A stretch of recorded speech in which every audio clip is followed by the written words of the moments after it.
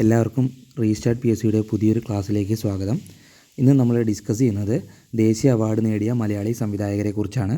സംവിധായകരും അവരുടെ ചിത്രവും ആ ചിത്രം ഏത് കൊല്ലമാണ് ദേശീയ അവാർഡ് നേടിയത് എന്നുമാണ്. അപ്പോൾ പരീക്ഷയ്ക്ക് പലതവണ ചോദിച്ചിട്ടുള്ള കുറച്ച് ചോദ്യങ്ങൾ ഇവിടുന്ന് നമുക്ക് ലഭിക്കുന്നതാണ്. അപ്പോൾ എല്ലാവരും ക്ലാസ് മുഴുവനായിട്ടും കേൾക്കുക. അതിന് മുന്നേ ചാനലൊന്ന് സബ്സ്ക്രൈബ് ചെയ്യുക. നിങ്ങളുടെ സപ്പോർട്ടാണ് നമ്മുടെ ചാനലിൽ ഇനിയും വീഡിയോകൾ ഷെയർ ചെയ്യാൻ സഹായിക്കുക. അപ്പോൾ നമുക്ക് ക്ലാസ്സിലോട്ട് കടക്കാം. ദേശീയ അവാർഡ് നേടിയ മലയാളി സംവിധായകർ. അടൂർ ഗോപാലകൃഷ്ണനാണ് ആദ്യമായിട്ട് ദേശീയ അവാർഡ് നേടിയ മലയാളി സംവിധായകൻ.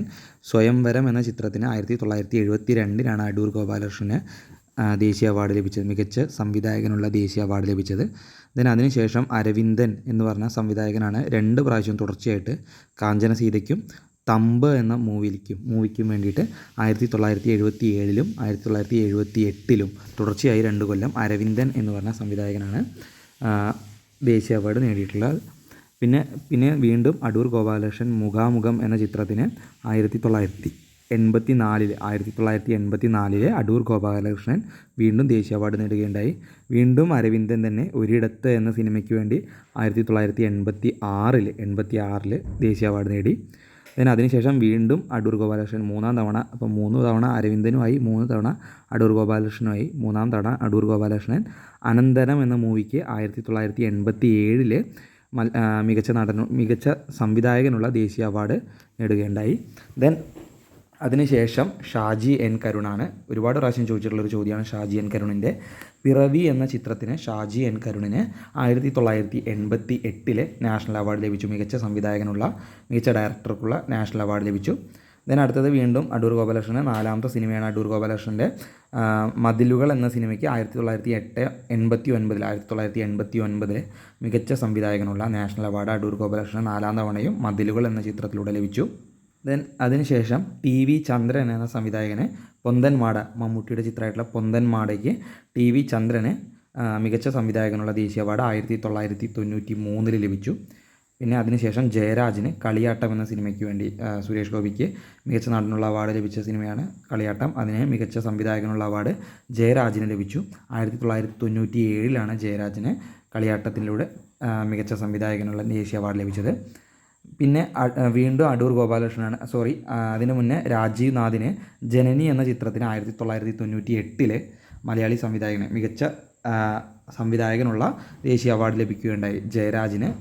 ജയരാജിന് ശേഷം രാജീവ് നാഥിന് ജനനി എന്ന ചിത്രത്തിലൂടെ. അതിനുശേഷമാണ് വീണ്ടും അടൂർ ഗോപാലകൃഷ്ണൻ 4 പെണ്ണുങ്ങൾ എന്ന സിനിമയ്ക്ക് 2007 മികച്ച സംവിധായകനുള്ള ദേശീയ അവാർഡ് ലഭിക്കുകയുണ്ടായി അടൂർ ഗോപാലകൃഷ്ണനെ വീണ്ടും. അപ്പോൾ അടൂർ ഗോപാലകൃഷ്ണന് 5ാം തവണയും മികച്ച സംവിധായകനുള്ള ദേശീയ അവാർഡ് ലഭിച്ചു. ജയരാജിന് വീണ്ടും ഭയാനകം എന്ന സിനിമയ്ക്ക് ജയരാജിന് 2018 മികച്ച സംവിധായകനുള്ള ദേശീയ അവാർഡ് ലഭിക്കുകയുണ്ടായി. ഏറ്റവും അവസാനമായിട്ട് സച്ചിക്കാണ്, നമുക്കൊക്കെ പ്രിയപ്പെട്ട സച്ചിക്കാണ് അയ്യപ്പനും കോശി എന്ന സിനിമയിലൂടെ 2022 മികച്ച സംവിധായകനുള്ള ദേശീയ അവാർഡ് ലഭിക്കുകയുണ്ടായി. 2022 സച്ചിക്ക് അയ്യപ്പനും കോശി എന്ന ചിത്രത്തിലൂടെ മികച്ച സംവിധായകനുള്ള ദേശീയ അവാർഡ് ലഭിച്ചത്. അപ്പോൾ അടൂർ ഗോപാലകൃഷ്ണൻ, അരവിന്ദൻ, ഷാജി എൻ കരുണ്, TV ചന്ദ്രൻ, ജയരാജ്, രാജീവ് നാഥ്, സച്ചി, ഇത്രയും പേർക്കാണ് ദേശീയ അവാർഡ്, മികച്ച സംവിധായകനുള്ള ദേശീയ അവാർഡ് ലഭിച്ചിട്ടുള്ളത്. ഏറ്റവും അവസാനം ലഭിച്ചത് 2022 ഏറ്റവും ആദ്യം 1972 അടൂർ ഗോപാലകൃഷ്ണനുമാണ് ലഭിച്ചത്. അതിൽ തന്നെ അടൂർ ഗോപാലകൃഷ്ണൻ 5 തവണയാണ് ദേശീയ അവാർഡ് ലഭിച്ചിട്ടുള്ളത്.